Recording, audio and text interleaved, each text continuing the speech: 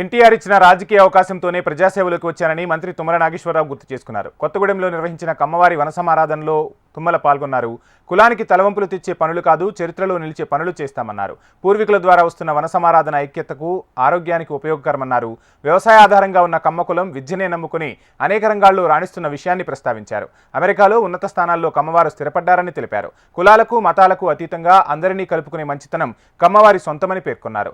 ఎన్టీఆర్ స్ఫూర్తితో నిబద్ధతతో తనతో పాటు కోనంనేనితో కలిసి కొత్తగూడెం అభివృద్ధి కోసం పనిచేస్తామన్నారు.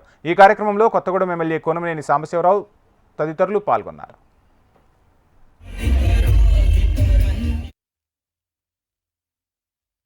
ముఖ్యంగా తెలుగు ప్రజలకి, ముఖ్యంగా మహిళలకి ఇది పవిత్రమైనటువంటి నెలగా మనం భావించి ఆ పరమశివుడు అనుగ్రహం కోసం నిత్యం సోమవారం కానీ కార్తీక మాసం మొత్తం కూడా పూజా పురస్కారాలతోటి తెలుగు లోగిళ్ళన్నీ కళకళలాడుతుంటాయి.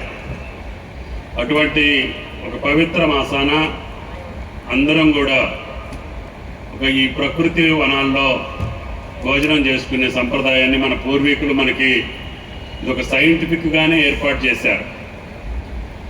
ఆ యొక్క ఆచారాన్ని కొనసాగిస్తూ గతంలో అన్ని కులాలు కలిసి భోజనం చేసేవాళ్ళం, ఇప్పుడు ఎవరికాళ్ళు భోజనం చేసుకుంటున్నాం. మంచిదే, ఏదో ఒకటి అందరం కలిసిమెలిసి అన్నదమ్ముల్లాగా అక్క చెల్లెళ్ళలాగా పలకరించుకోవటానికి ఇప్పుడు మారుతున్నటువంటి పరిస్థితుల్లో అందరం కూడా సహజీవనం కొనసాగించడానికి ఇటువంటి ప్రక్రియ అవసరం అని చెప్పి మన పూర్వీకులు మనకి ఇచ్చినటువంటి ఈ సంప్రదాయం.